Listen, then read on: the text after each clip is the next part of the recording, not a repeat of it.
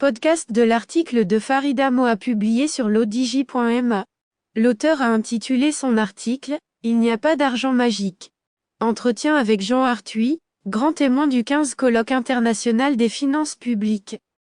Elle commence son article ainsi. Jean Arthuis est ancien ministre français de l'économie et des finances et ancien président de la commission des budgets du Parlement européen. Il est l'auteur de nombreux rapports où il n'a eu de cesse de combattre l'immobilisme, les corporatismes et tout ce qui s'apparente à une rente de situation. En 2020, il est président de la Commission sur l'avenir des finances publiques. Entretien. Dans son rapport introductif, le trésorier général du Royaume, M. Bensouda a donné le ton, en évoquant la simultanéité et la confluence de crises et de risques majeurs: crise sanitaire géopolitique, crise alimentaire, inflation, des crises qui se produisent dans un monde globalisé où les humains sont interconnectés et interdépendants. Vous avez abondé dans le même sens.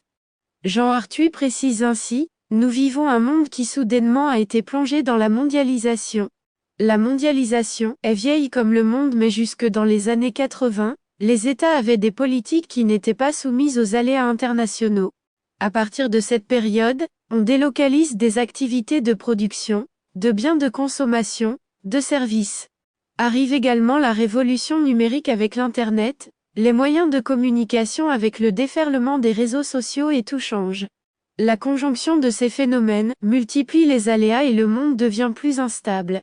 Les différentes interventions ont rappelé les crises financières, sanitaires, démographiques avec le vieillissement des populations en Occident, climatique. Une succession de crises qui mettent à rude épreuve l'art de gouverner. C'est dans ce contexte que nous mesurons le poids de nos responsabilités collectives. Nos comportements désordonnés pourraient mettre en péril la vie sur Terre, et donc la pérennité. En même temps, nous prenons conscience de la fragilité de la planète, et la responsabilité politique n'a jamais été aussi prégnante car le phénomène humain pourrait être remis en cause.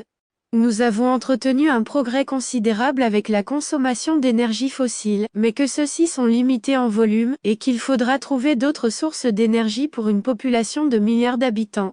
L'heure est donc venue de réfléchir ensemble sur tous ces enjeux, pour nous projeter dans l'avenir afin de mieux coordonner nos politiques.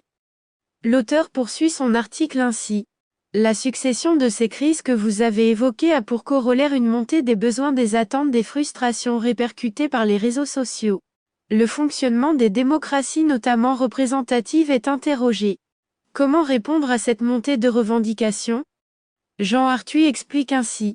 Partout dans le monde, les États résistent difficilement aux attentes exprimées en termes de santé, de sécurité, de formation. On voudrait répondre à ces attentes sans que l'on ait toujours les moyens pour y faire face.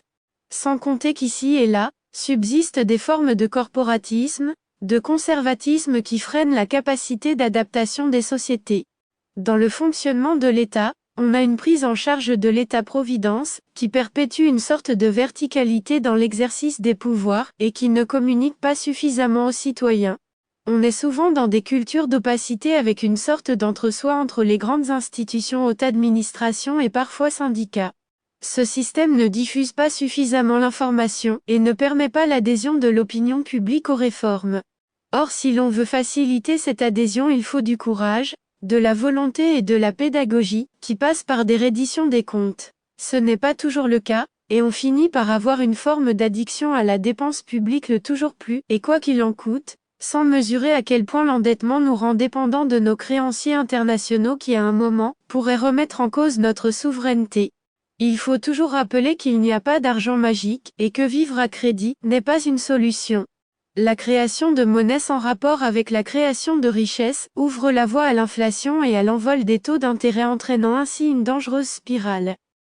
L'auteur pose la question ainsi. Vous avez évoqué dans votre propos introductif le principe de réalité, en rappelant la phrase de Pierre Mendès: France, un pays qui n'est pas capable d'équilibrer ses finances publiques, est un pays qui s'abandonne.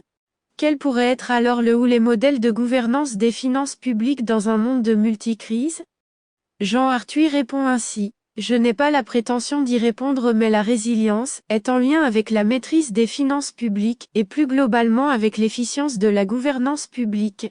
Je ne voudrais pas donner le pouvoir aux comptables, mais je demande aux comptables de rendre les décideurs et les citoyens lucides, et de ne pas rester dans le clair-obscur.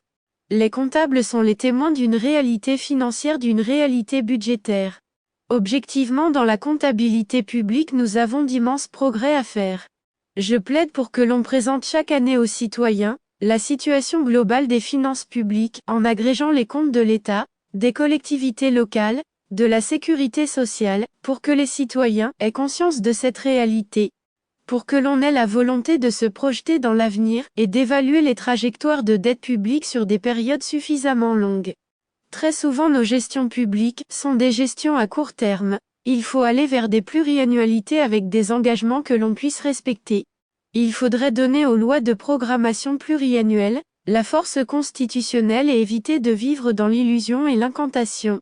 Dans son mot de clôture, Michel Bouvier, président de Fondafip, a rappelé ce moment fort, où il fallait impérativement réfléchir sur le modèle des finances publiques pour être en phase à une réalité internationale et en phase à une réalité sociale complexe, qui met au cœur la question du consentement à l'impôt. Quand on prépare un budget, il faut s'interroger avant tout sur le niveau des recettes. Très souvent, on pense qu'il y aura une croissance substantielle. Force est de constater par exemple, qu'en France la croissance stagne depuis une quarantaine d'années. La difficulté que nous avons à mobiliser les ressources énergétiques sont un facteur décisif. Il faut nous adapter dans ce monde en évitant ce que j'ai appelé les singularités périlleuses et en se projetant dans l'avenir. En tenant compte par exemple de fiscalité, qui tiennent compte de l'ouverture internationale des marchés. On taxe souvent la production hors taxer la production, c'est organiser la délocalisation des entreprises, et on finit par altérer la compétitivité de nos producteurs. Ce n'est pas un débat facile, et il faut imaginer d'autres ressources comme les impôts de consommation avec la TVA. Jean Arthuis conclut ainsi. Pour faire face au choc que nous avons évoqué, pour pouvoir mobiliser les différents acteurs, il faut avoir des réserves, il faut dans le pilotage de la transparence, de la flexibilité, de la souplesse et du pragmatisme. Il faut que le politique fasse une bonne politique. Rédigé par Farida Moha, et lu par l'intelligence artificielle de l'ODJ Media. N'oubliez pas de télécharger notre application l'ODJ Mobile sur Android et iOS, et de vous abonner à notre chaîne YouTube l'ODJ TV, si vous souhaitez être au courant des dernières actualités, podcasts et émissions télévisées.